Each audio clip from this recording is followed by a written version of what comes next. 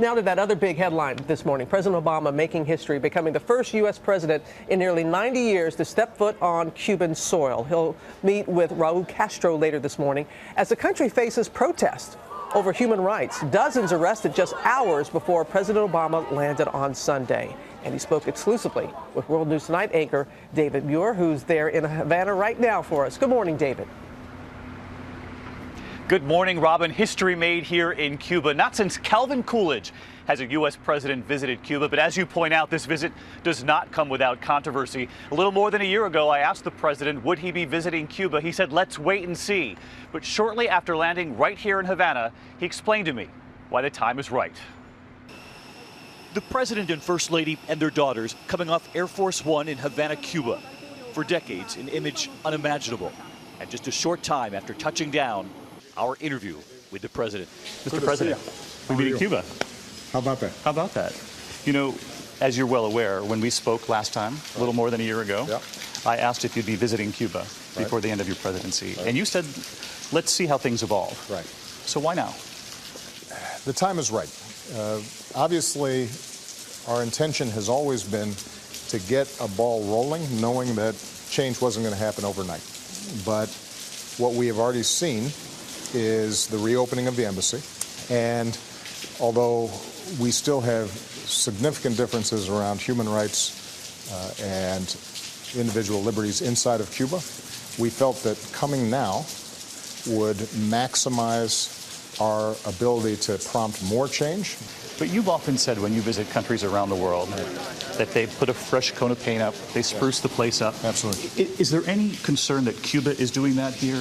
What are you looking for proof that there's been progress? I think that there's no doubt that the Cuban government is still a one-party state that is exerting control and is stifling dissent. But the president argues he's already seen Cuban entrepreneurs blossom. You hear from a lot of American businesses, though, who say if we don't lift this embargo, other countries are going to get in there and get the deals. Well, there's no doubt that we still have some work to do, and part of that is bringing an end to the embargo that isn't currently in place. Does that happen during your presidency? It may not happen between now and then, particularly since we're in an election year, but it is inevitable. When you look out across Havana, you see the young people all gathered on street corners to borrow the Wi-Fi. I mean, fewer than 5% of the homes here in Cuba have access to the internet. Right. Well, that's part of why some of these changes can be so significant. And one of the things that we'll be announcing here is that Google has a deal to start setting up more Wi-Fi access and broadband access on the island. How quickly, though, does that change a country? When you go from 5% internet access in people's homes to suddenly having access to the World Wide Web? Well, you know, change is going to happen here. And I think that Raul Castro understands that. The president telling us change is going to happen here, and he'll be meeting with President Raul Castro a little later today in a private meeting. He says he'll be very open with him about his critique of human rights, saying it needs to get better here and the freedoms of ordinary Cubans. And Robin will sit down with the president again right after that meeting. We're looking forward to that. But you referred to him meeting with Raul Castro later today. He did not greet the Cuban president, did not greet President Obama at the airport. And many critics are making note of that, David.